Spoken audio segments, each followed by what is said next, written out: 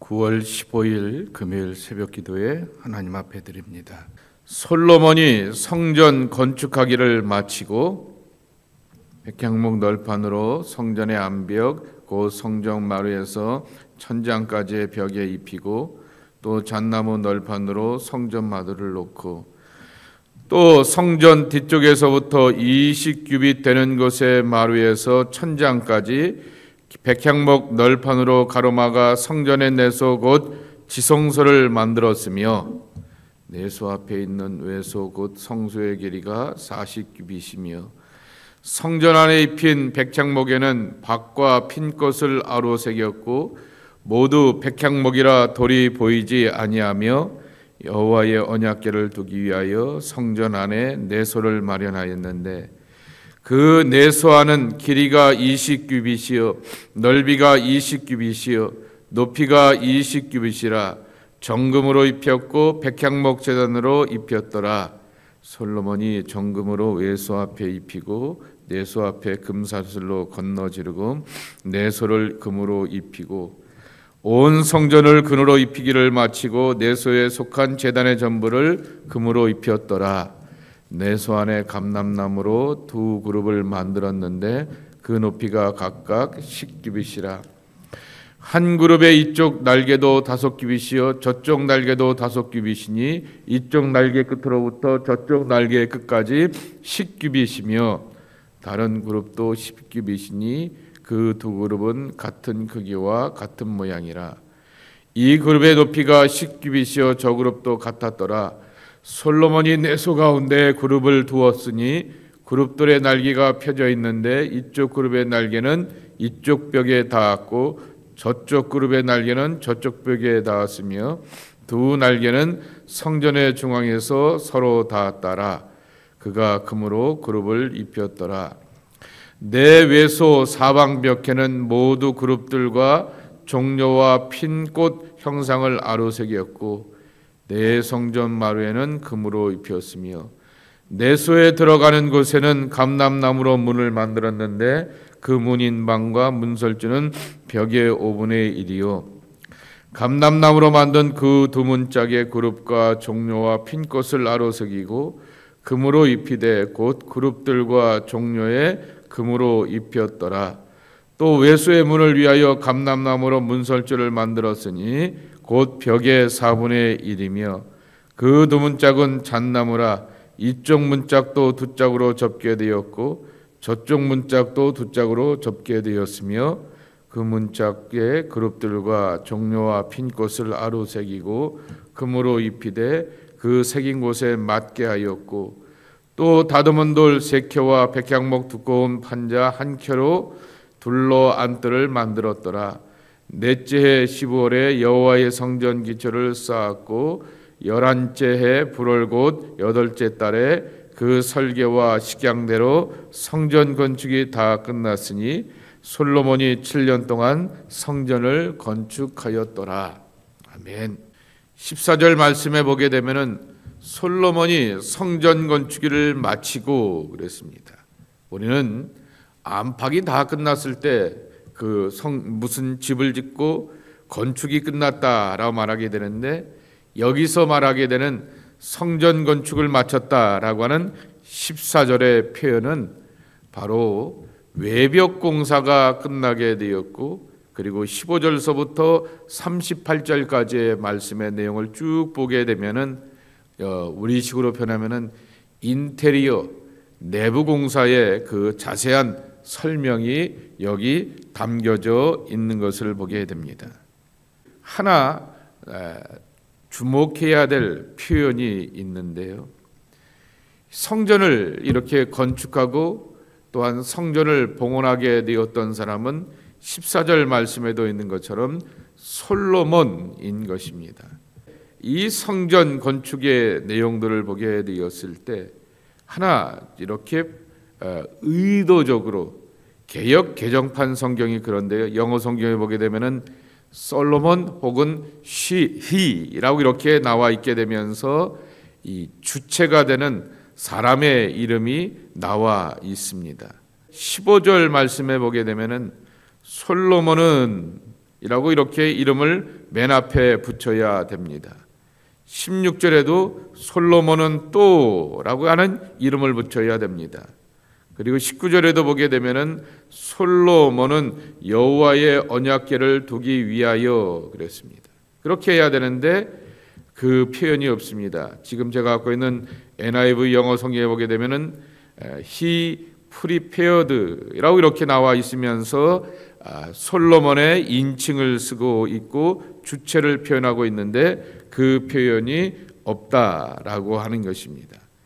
20절도 그렇고 28절의 말씀에도 보게 되면은 그가 금으로 그룹을 입혔더라라고 말하게 되면서 여기서는 솔로몬의 그 이름을 나타나게 되지만은 주체가 되는 성전 공사의 주축의 인물이었던 솔로몬의 인물을 이렇게 의도적으로 생략하게 되었던 것입니다. 왜 그랬을까요? 그 이유는 분명합니다. 건축을 하다가 사람의 영광, 사람이 주도하는 것으로서의 착각과 나름대로 성전을 건축하고 집을 지어가게 되었을 때 자기 꿈이 있고 바람이 있습니다. 각 교회에 가게 되면은 그 교회의 건축물을 보게 되면서 그 교인들의 성향과 됨됨이 그리고 신학과 신앙의 가치관이 그대로 드러나게 된다라고 하는 것입니다. 그러니 이미 들어오게 되었을 때 교인들을 보게 되면서 두리번거리고 예배의 흐름과 분위기를 보게 되면서 이게는 이런 교회구나 라고 이렇게 판단할 수 있게 되지만은 죄송하지만은 성전에 들어오게 되었을 때 첫 발걸음 속에서 이 교회가 어떤 교회인지가 다 드러나게 마련인 것입니다.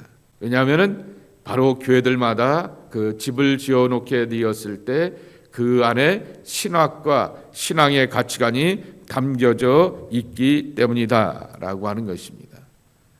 그래서 잘 꾸미고 자기들의 고백을 담아보기도 하고 여러 가지 뜻깊고 의미 있는 아이콘들을 새겨놓기도 하게 되는 것을 볼 수가 있는 것이죠. 네, 오늘 여기 솔로몬이 성전을 건축하게 되었을 때 그러한 이름들을 왜 다 빼었을까라고 하는 것이죠.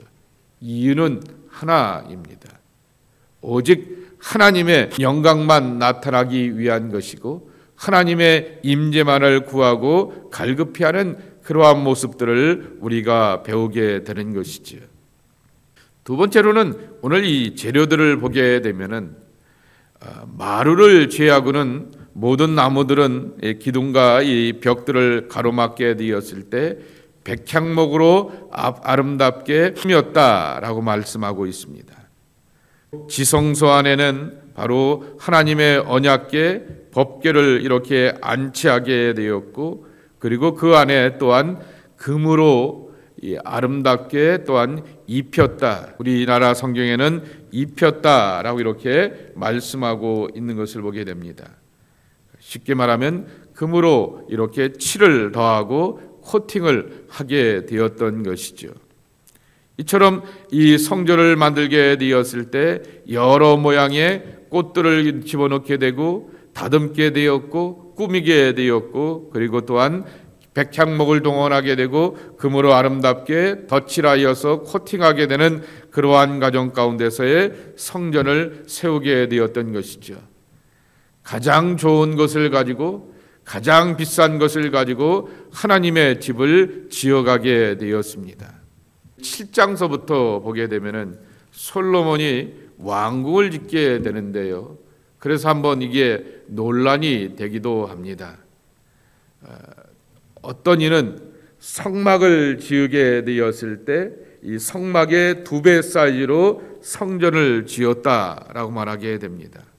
그러니 성막보다는 2배나 크게 되었기 때문에 굉장히 큰 규모이구나라고 하는 것을 알게 되는데 또 한편으로는 솔로몬이 자신의 왕궁을 짓게 되었을 때 여기 7장 1절 말씀에도 있는 것처럼 13년 동안 건축하며 그 전부를 준공하였더라 그랬습니다.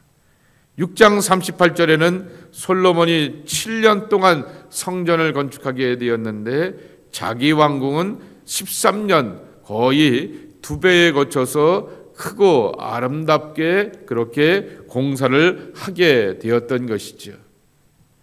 사무엘하 7장에 나오게 되었던 다윗의 성전 건축에 대한 간절한 소망의 이야기 우리는 기억하고 있습니다. 내 하나님의 집은 천막이고 내 집은 백향목 궁으로 아름답게 장식되었다라 라고 하는 그러한 고백 가운데서의 하나님의 집을 건축하게 되었던 것이죠.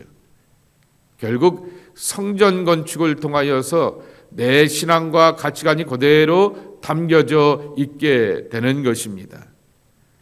그때 그 어떠한 정성과 마음과 고백을 담아서 하나님의 집을 세워가느냐라고 하는 것입니다. 그 속에서 우리에게 필요한 것은 순종이라고 하는 것이죠. 하나님의 뜻대로 순종하는 모습이라고 하는 것입니다. 이 솔로몬의 성전이 세워지게 되었던 것은 다윗의 순종과 솔로몬의 순종이었던 것입니다. 그리고 또 한 가지 필요한 것은 이곳에 하나님의 임재입니다. 언약으로 말씀하시는 하나님의 임재입니다. 그래서 두 단어를 이렇게 섞어서 성전을 이렇게 표현하고 싶습니다. 순종과 언약이 성취되고 정점이 되는 하나님의 집 성전이라고 하는 것입니다. 이것을 우리가 우리의 믿음의 고백을 드리게 되는 우리 교회, 우리 예배당에 대해서도 함께 고백해 보아야 될 것입니다. 나는 하나님 앞에 말씀대로 계명대로 순종하게 되고, 그리고 또한 하나님은 우리에게 언약으로 말씀하시고 언약으로 임재하시는 그와 같은 성취를 함께 경험하는 것이 우리가 짓고 세워가는 하나님의 집이 되어야 한다라고 하는 것입니다. 하나님의 약속과 말씀대로 살고 싶어하게 되었던 다윗과 그리고 솔로몬은 그 모든 것들을 다 따르고 순종하면서 하나님의 집을 지어가게 되었습니다.